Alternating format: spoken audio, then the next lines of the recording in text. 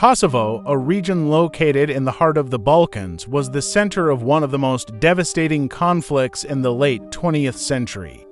The Kosovo War, fought from 1998 to 1999, was a violent confrontation between the Serbian forces and the ethnic Albanian population, whose struggle for independence and recognition became a focal point for international intervention. In this video, we'll dive deep into the causes, events, and aftermath of the Kosovo War, exploring its human cost, the political implications, and its lasting legacy. Before the war, Kosovo had long been a region of tension.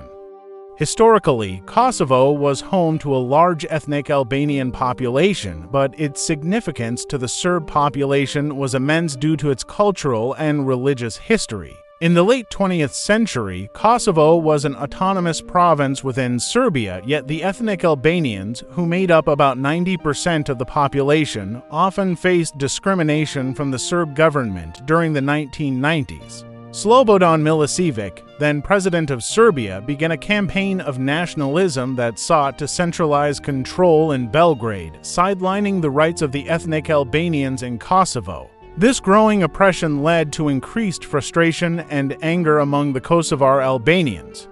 They demanded greater autonomy and, eventually, independence. In response to Serbian repression, the Kosovo Liberation Army, or KLA, was formed in the mid-1990s. This armed group, primarily composed of ethnic Albanians, began conducting guerrilla warfare against Serb police and military targets. The KLA's actions escalated tensions, drawing the attention of both the Serbian government and the international community. The KLA's goal was clear: independence for Kosovo.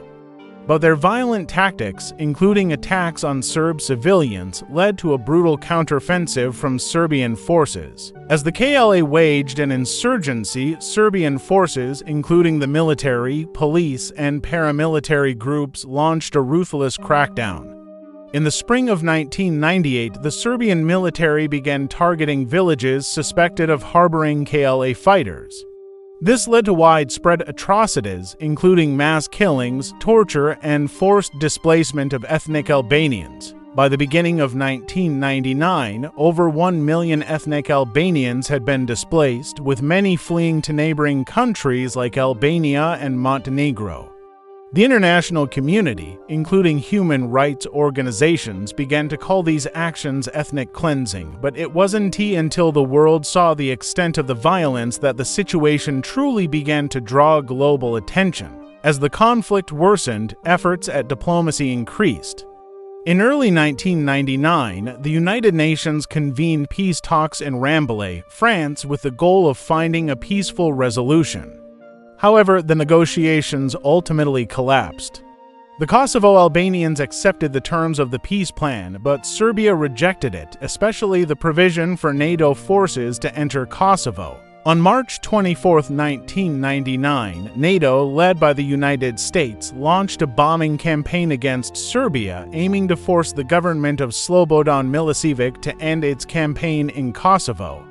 This intervention, known as Operation Allied Force, marked the first time NATO had used military force without the approval of the United Nations Security Council. The bombing campaign lasted for 78 days, causing significant damage to Serbia's infrastructure and military. But the toll on civilians was also high, with numerous civilian casualties and damage to civilian infrastructure, leading to controversial debates about the ethics of NATO's intervention. On June 10, 1999, after intense pressure, Slobodan Milosevic agreed to a ceasefire and Serbian forces withdrew from Kosovo.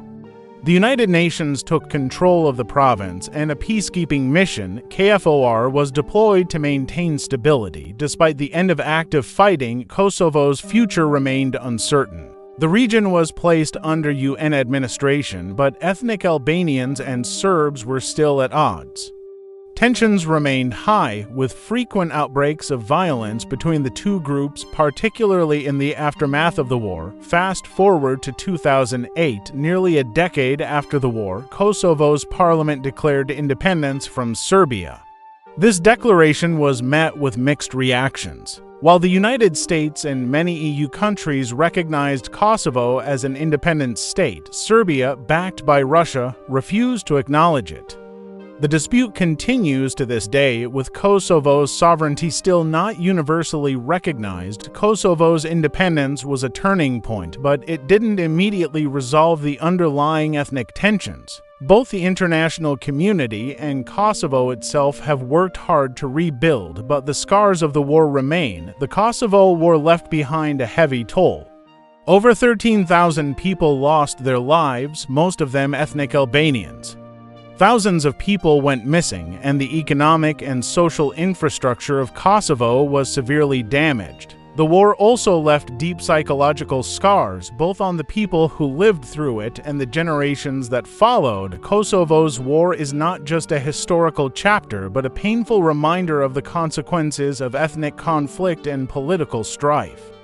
It is a story of survival, resilience, and the hope for a better future. While Kosovo is now a partially recognized independent state, the legacy of the war is still shaping its path forward. As Kosovo continues its journey, the memories of the war serve as both a tragedy and a lesson.